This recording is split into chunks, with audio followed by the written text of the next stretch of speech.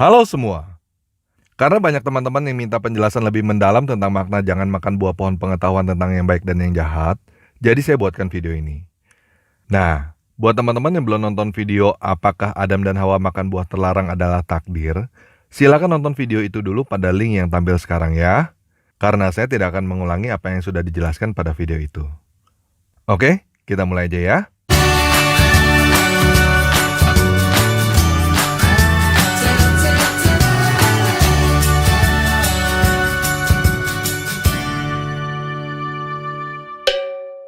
Pertama saya mau menjawab teman-teman muslim yang bertanya, apakah Taman Eden itu ada di surga atau di bumi?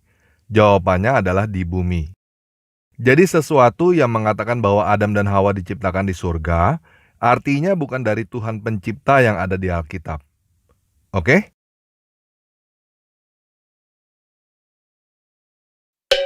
Yang kedua saya mau menjawab pertanyaan, kenapa setelah makan buah terlarang Adam dan Hawa tidak mati atau tidak langsung mati? Begini, coba perhatikan benar-benar apa yang Tuhan katakan di dalam Kejadian 2 ayat 17. Pada hari kamu memakannya, pastilah kamu mati. Jadi bukan sudden death ya, bukan makan langsung mati. Tetapi pada hari kamu memakannya, kamu pasti mati. Nah, buat teman-teman yang belum nonton video tentang 6 hari penciptaan, silakan nonton dulu pada link yang keluar sekarang ini ya. Intinya begini, 6 hari penciptaan adalah hari juga, tetapi bukan 24 jam. Karena hari kita yang 24 jam ini baru diciptakan pada hari keempat di dalam 6 hari penciptaan. Menurut saya, sampai detik ini 6 hari penciptaan itu masih belum selesai. Jadi kita semua masih pada hari yang ke-6. Hari yang ke-7 adalah hari peristirahatan. Hari yang ke-7 itu adalah nanti. Hari penghakiman yang Yesus katakan, harinya Tuhan. Jadi apakah Adam dan Hawa mati pada hari mereka makan buah terlarang itu? Iya, dan bukan hanya mereka, tetapi kita semua. Karena kita semua masih pada hari yang ke-6. Oke? Pertanyaan ketiga yang ingin saya jawab adalah apakah perkataan si ular itu benar? Nah, sebelum saya menjelaskan hal ini, saya mau menginformasikan kepada teman-teman bahwa saya membuang kata Tuhan dan Allah. Saya menggunakan kata penguasa dan dewata. Khususnya pada kitab Kejadian, kamu akan sulit memahaminya jika kamu menggunakan kata Allah. Jadi buat teman-teman yang belum paham kenapa saya menggunakan kata penguasa dewata, silakan nonton video pada link yang keluar sekarang ini, supaya paham bahwa umat Kristen tidak butuh ada kata Allah di dalam Alkitab. Yang butuh ada kata Allah di dalam Alkitab adalah umat Islam. Oke? Sekarang kita baca Kejadian 3 ayat 4-5 ya. Tetapi ular itu berkata kepada perempuan itu, sekali-kali kamu tidak akan mati. Tetapi dewata mengetahui bahwa pada waktu kamu memakannya, matamu akan terbuka, dan kamu akan menjadi seperti dewata, tahu tentang yang baik dan yang jahat. Nah, tadi kita udah bahas ya, bahwa Adam dan Hawa benar-benar mati pada hari ke-6 penciptaan. Dan faktanya, kita semua anak-anak Adam dan Hawa juga akan mati. Jadi pernyataan si ular bahwa kamu tidak akan mati adalah salah ya. Yuk, sekarang kita baca Kejadian 1 ayat 26-27. Berfirmanlah dewata, baiklah kita menjadikan manusia menurut gambar dan rupa kita, supaya mereka berkuasa atas ikan-ikan di laut, dan burung-burung di udara, dan atas segala ternak, dan atas seluruh bumi, dan atas segala binatang melata yang merayap di bumi. Maka dewata menciptakan manusia itu menurut gambarnya. Menurut gambar dewata diciptakannya dia. Laki-laki dan perempuan diciptakannya mereka. Jadi memang dari awal, manusia sudah diciptakan menurut gambar dewata, walaupun tidak makan buah terlarang. Jadi apa yang dikatakan oleh si ular, bahwa ketika memakannya maka akan seperti dewata, juga salah. Oke? Nah, sekarang kita bahas makna jangan makan buah pohon pengetahuan yang baik dan yang jahat ya. Kita baca Kejadian 2 ayat 16-17. Lalu penguasa dewata memberikan perintah ini kepada manusia.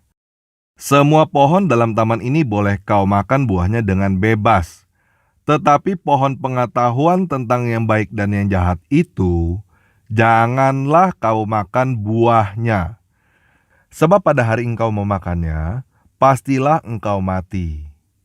Nah, kita baca di sini, yang dilarang adalah makan buah pohon pengetahuan tentang yang baik dan yang jahat. Bukan pohon pengetahuan tok. Bukan pohon pengetahuan tentang alam, bukan pohon pengetahuan tentang sosial, atau pohon pengetahuan tentang yang lainnya, tetapi tentang yang baik dan yang jahat. Apa itu pengetahuan tentang yang baik dan yang jahat? Sederhananya, pengetahuan tentang yang baik dan yang jahat adalah hukum. Jadi begini, pohon pengetahuan tentang yang baik dan yang jahat itu ada, tetapi buahnya jangan dimakan. Hukum itu ada, tetapi buahnya jangan dimakan. Apa buah pohon pengetahuan tentang yang baik dan yang jahat? Apa buahnya hukum? Buah hukum adalah menghukum, memberi hukuman.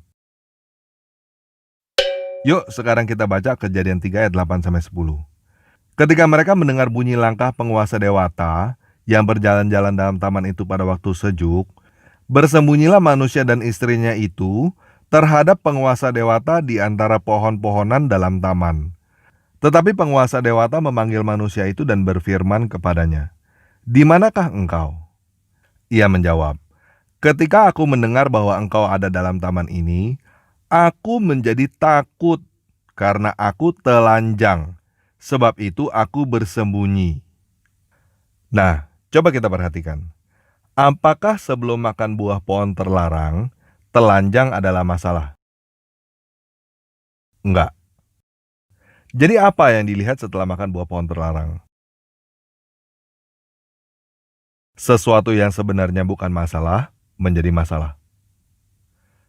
Buat teman-teman yang mempertanyakan apakah buah pohon pengetahuan yang baik dan yang jahat ini adalah beneran, silakan cek sendiri apakah ada binatang lain yang masalah dengan telanjang. Silakan cari penyebab kenapa manusia adalah satu-satunya makhluk yang bermasalah kalau tidak berpakaian.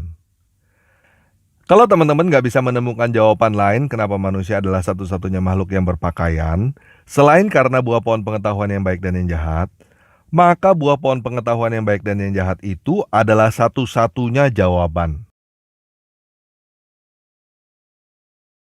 Oke, kita lanjut ya. Nah, berdasarkan ayat yang barusan kita baca, siapakah orang pertama yang dihukum oleh Adam? Jawabannya adalah dirinya sendiri. Dia menghukum dirinya sendiri dengan harus bersembunyi dari Tuhan. Yuk kita baca lagi siapa yang dihakimi oleh Adam. Kejadian 3 ayat 11, firman-Nya, "Siapakah yang memberitahukan kepadamu bahwa engkau telanjang? Apakah engkau makan dari buah pohon yang kularang engkau makan itu?" Manusia itu menjawab, "Perempuan yang kau tempatkan di sisiku, dialah yang memberi dari buah pohon itu kepadaku, maka kumakan." Jadi siapa lagi yang dihakimi oleh Adam? Tuhan dan orang lain. Jadi maksudnya begini, jika yang kamu lihat terus-menerus di dalam hidupmu adalah masalah, kamu menghukum dirimu sendiri, kamu menyalahkan Tuhan, dan menyalahkan orang lain atas apa yang terjadi dalam hidup kamu, berarti kamu sedang makan buah pohon pengetahuan tentang yang baik dan yang jahat. Kamu sedang makan buah pohon terlarang yang akan membuat kamu mati. Nah, apakah Tuhan yang menghukum mati Adam dan Hawa? Jawabannya adalah tidak. Tuhan gak pernah berkata, "Dasar maling, gue bunuh lu hari ini." Jadi kematian karena makan buah pohon terlarang adalah dampak makan buah pohon itu, bukan hukuman dari Tuhan. Dampak dari makan buah hukum adalah menghukum, dan ujungnya adalah kematian. Jadi sebenarnya begini, larangan untuk memakan buah pohon pengetahuan tentang yang baik dan yang jahat bukan hanya berbicara tentang Adam dan Hawa, tetapi berbicara tentang kita semua. Di dalam kehidupan kita, selalu ada dua pohon. Pohon kehidupan dan pohon hukum. Kita makan buah yang mana? Jika kita menghukum, berarti kita tidak mengampuni. Jika kita mengampuni, berarti kita tidak menghukum. Nah, sampai di sini pasti banyak teman-teman yang mau bertanya, kalau nggak ada hukum kacau dong. Berarti orang Kristen nggak boleh jadi hakim dong. Dan pertanyaan-pertanyaan lainnya. Yuk sekarang kita baca apa yang Yesus katakan di dalam Matius 7 ayat 1-5, terjemahan tanpa ragi. Teman-teman yang mau baca terjemahan lain silakan aja, maknanya sama. Kalian jangan menghakimi, supaya kalian jangan dihakimi. Karena kalian akan dihakimi di dalam penghakiman yang kalian pakai untuk menghakimi. Dan kalian akan diukur di dalam ukuran yang kalian pakai untuk mengukur. Kemudian apakah kamu melihat debu di dalam mata saudaramu, namun balok di dalam matamu tidak kamu sadari? Bagaimana kamu akan berkata kepada saudaramu, biarkan aku melempar keluar debu dari matamu, dan segilas balok di dalam matamu? Orang munafik, yang pertama lempar keluar balok dari matamu, maka kemudian kamu akan melihat dengan jelas untuk melempar keluar debu dari mata saudaramu. Lukas 6 ayat 37 terjemahan lain menjelaskan, janganlah kamu menghakimi, maka kamu pun tidak akan dihakimi. Dan janganlah kamu menghukum, maka kamu pun tidak akan dihukum. Ampunilah, dan kamu akan diampuni.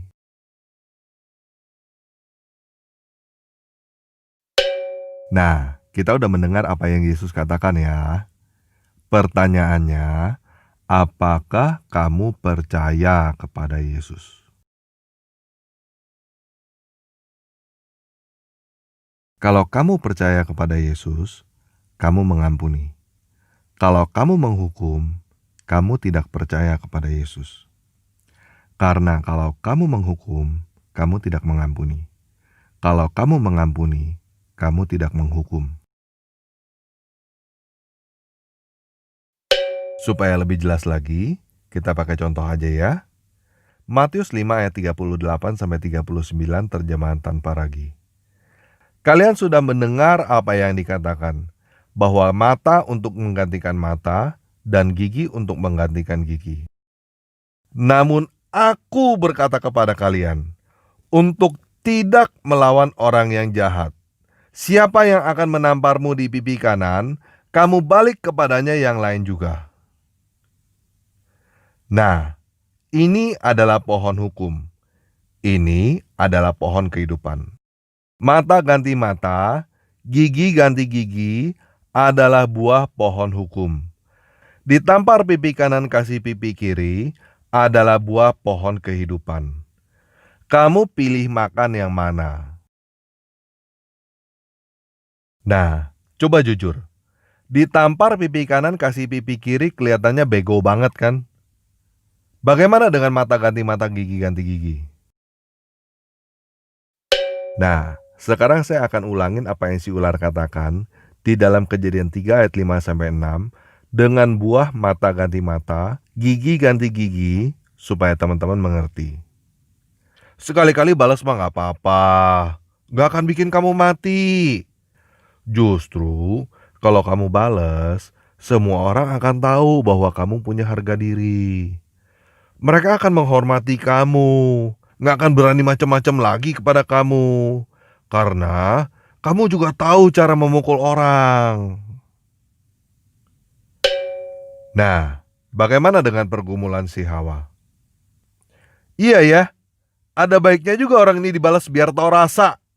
Biar rasa sakit gue hilang. Lagian, biar orang-orang gak berani jahatin gue lagi. Bagaimana? Teman-teman pernah ngalamin gak hal semacam itu? Atau malahan teman-teman selalu ngalamin hal seperti itu? Jadi sekali lagi, pohon pengetahuan tentang yang baik dan yang jahat itu bukan hanya tentang Adam dan Hawa.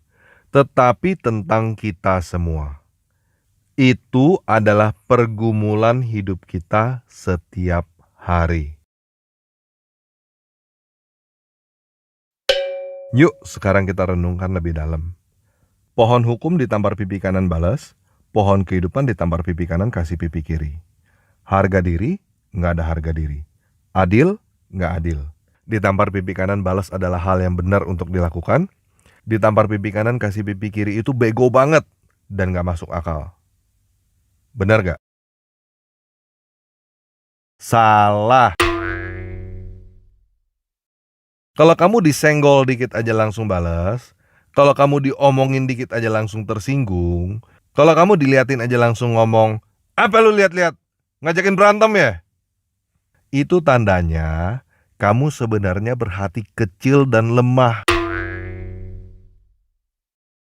Semakin besar hati seseorang, dia semakin gak gampang tersinggung. Semakin kuat seseorang, dia akan mikir, kalau gua balas kasihan ini orang. Coba bayangin begini ya, kamu punya kekuatan seperti Hulk. Lalu ada anak kecil pukul kamu. Kalau kamu balas gimana? Bukankah itu artinya kamu badannya kuat, tapi mental kamu lemah? Kalau kamu cuekin aja, lalu anak kecil itu terus-menerus pukulin kamu dan teriak kemana-mana bahwa kamu takut kepada dia, apa yang akan kamu lakukan? Apakah kamu akan tabok anak itu sehingga dia masuk rumah sakit? Kalau kamu cuekin dia lagi, dia datang bawa teman-temannya sama orang tuanya mentertawakan kamu. Hahaha, badan gede tapi pengecut. Apa yang akan kamu lakukan? Apakah kamu akan ngamuk sehingga semua orang itu masuk rumah sakit? Nah, kalau teman-teman nonton film Hulk yang awal-awal, dia ketoel dikit aja langsung ngamuk. Dan dia balas semua orang yang dianggap menyakiti dia. Selanjutnya dia dianggap monster dan diburu. Jadi apakah masalah hilang dengan membalas? Enggak, malah makin parah. Itu contohnya orang yang kuat fisik tapi lemah mental. Nah, apa yang akan dilakukan oleh orang yang mentalnya kuat ketika ada anak kecil yang ngocol pukul-pukul begitu? Dia akan kasih anak kecil itu pukul lagi, terus pura-pura kalah. "Oh, kamu hebat banget!" Terus ketawa-ketawa. Dan anak kecil itu jadi temennya. Nah, sekarang kamu udah bisa lihat belum? Seberapa kuatnya mental Yesus ketika dia dihina, dicaci, dipukul, disalib, ditusuk, dan dia berkata, "Bapa, ampunilah mereka, sebab mereka tidak tahu apa yang mereka perbuat." Seberapa kuatnya fisik Yesus, walaupun dibunuh, 3 hari kemudian bangkit dari kematian. Jadi yang benar, kalau kamu membalas orang yang menampar kamu, artinya kamu lemah mental dan bodoh. Karena hasilnya adalah bunuh-bunuhan. Kalau kamu bisa memberikan pipi kamu yang satu lagi, artinya kamu kuat dan cerdas. Karena hasilnya, kamu akan memenangkan hati orang. Di dalam Taman Eden, Adam dan Hawa dihadapkan dengan pohon kehidupan dan pohon pengetahuan tentang yang baik dan yang jahat. Pohon pengetahuan tentang yang baik dan yang jahat itu ada dan tidak pernah ditebang. Tetapi Yahweh berkata, buahnya jangan dimakan. Di dalam kehidupan ini, kita dihadapkan dengan kasih dan hukum. Hukum itu ada, tidak pernah dihapus. Tetapi Yesus berkata, jangan menghukum. Paham ya? Nah, ada satu bahan perenungan yang sudah lama diperdebatkan. Apakah Yudas Iskariot diampuni? Coba teman-teman perhatikan ya. Siapa yang menghukum mati Yudas? Apakah Yesus yang menghukum Yudas? Atau Yudas yang menghukum dirinya sendiri? Apakah Yesus mengampuni Yudas? apakah Yudas mengampuni dirinya sendiri? Jika Yudas dibangkitkan dan ketemu Yesus lagi, apakah dia akan berkata terima kasih dosa saya diampuni? Atau dia akan berkata saya tidak pantas untuk diampuni, lalu dia pergi bunuh diri lagi? Sekarang udah bisa paham ya? Jangan makan buahnya, nanti kamu mati. Nah, sekarang saya mau kasih satu contoh lagi supaya teman-teman benar-benar paham. Kolose 3 ayat 18-23. Hai istri-istri, tunduklah kepada suamimu, sebagaimana seharusnya di dalam Tuhan. Hai suami-suami, kasihilah istrimu dan janganlah berlaku kasar terhadap dia. Hai anak-anak, taatilah orang tuamu dalam segala hal, karena itulah yang indah di dalam Tuhan. Hai bapak-bapak, janganlah sakiti hati anakmu, supaya jangan tawar hatinya. Hai hamba-hamba, taatilah tuanmu yang di dunia ini dalam segala hal. Janganlah di hadapan mereka saja untuk menyenangkan mereka, melainkan dengan tulus hati karena takut akan Tuhan. Apapun yang kamu perbuat, perbuatlah dengan segenap hatimu seperti untuk Tuhan, dan bukan untuk manusia. Nah, ini adalah pohon hukum yang sangat bagus. Tetapi teman-teman jangan makan buahnya. Maksudnya begini, teman-teman gunakan hukum ini sebagai patokan. Jangan gunakan sebagai bahan untuk menghukum. Jika kamu suami, kasihilah istrimu dan jangan berlaku kasar terhadap dia, walaupun istrimu tidak tunduk kepadamu. Jika kamu istri, tunduklah kepada suamimu, walaupun suamimu tidak mengasihi kamu dan berlaku kasar terhadap kamu. Jangan gunakan ayat ini untuk menuntut dan menghakimi pasanganmu. Kalau kamu tunduk, saya mengasihi kamu. Kalau kamu mengasihi, saya tunduk. Karena kamu tidak tunduk, saya tidak mengasihi kamu. Karena kamu tidak mengasihi, saya tidak tunduk. Itu namanya kamu makan buah hukum. Kalau kamu lakukan itu, kamu akan mati. Keluarga kamu akan hancur. Jadi gunakan ayat itu untuk pedoman kamu sendiri. Untuk kamu lakukan. Bukan untuk dimakan buahnya. Bukan untuk kamu menghukum. Makanlah buah pohon kehidupan. Ampunilah karena Tuhan udah mengampuni kamu. Ampunilah diri kamu sendiri. Ampunilah orang tuamu. Ampunilah pasanganmu. Ampunilah anak-anakmu. Ampunilah keluargamu. Ampunilah semua orang yang bersalah kepadamu. Maka kamu akan hidup. Oke, sekian video kali ini. Yesus Kristus penguasa kita memberkati.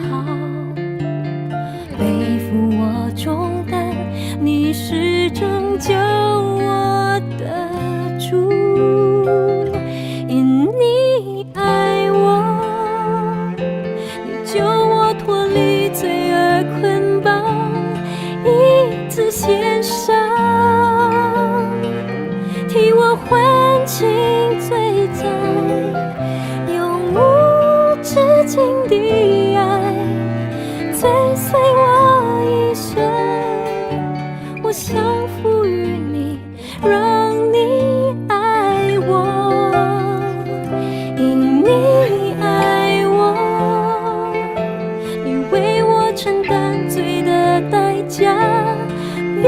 体鳞伤，让我身体安康，永无止境的爱追随我一生。我想赋予你，让你爱我。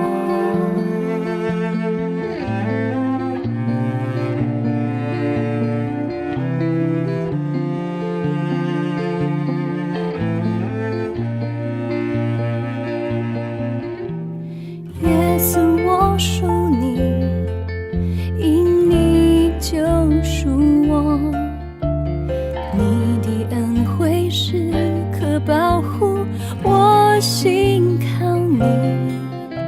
耶稣，我赞美你，因你真心爱我，赐予我洪恩，你的供应引领我，因你爱我，你救我脱离罪恶捆绑，一次献身，